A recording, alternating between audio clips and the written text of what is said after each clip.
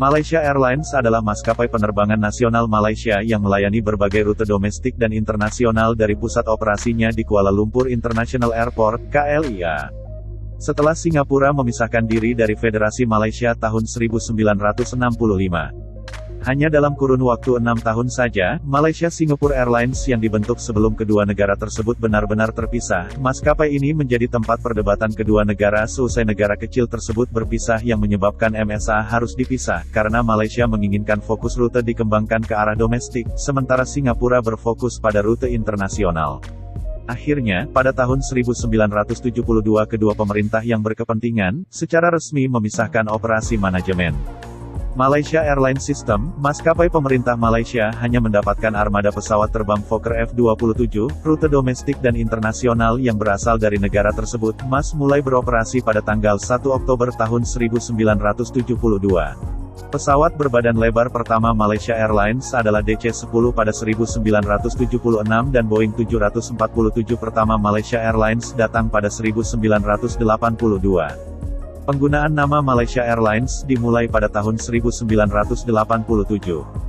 Malaysia Airlines memecahkan rekor perjalanan terjauh dunia dari Seattle Kuala Lumpur dengan pesawat Boeing 777-200ER dengan jarak 20.044 km dalam waktu 21 jam 23 menit pada tanggal 2 April tahun 1997.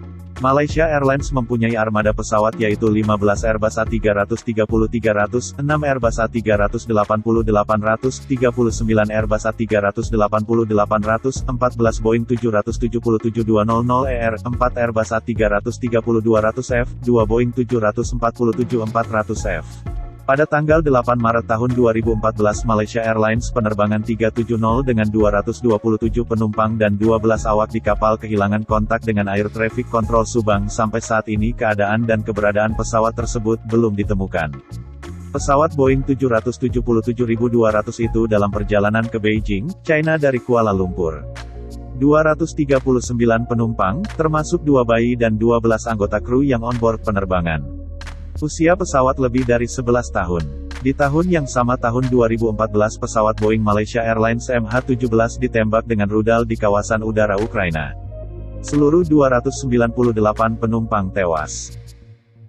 CEO baru Malaysia Airlines mengatakan, maskapai ini, secara teknis bangkrut, menjabarkan rencana restrukturisasinya dengan memangkas sepertiga jumlah total karyawan, menghapus rute-rute internasional dan meninjau kembali armada jarak jauhnya. Kami secara teknis bangkrut, penurunan performa sudah dimulai jauh sebelum kejadian-kejadian tragis tahun 2014, ujar Christophe Mueller, dalam sebuah konferensi pers. Maskapai ini sudah menderita kerugian bertahun-tahun akibat kalah berkompetisi dengan para pesaing regional, dan makin terpuruk setelah 2 tragedi yang melanda maskapai ini tahun lalu. Tetapi Malaysia Airlines kemudian bisa berhasil bangkit kembali. Semoga Malaysia Airlines tetap terbang dan mengudara.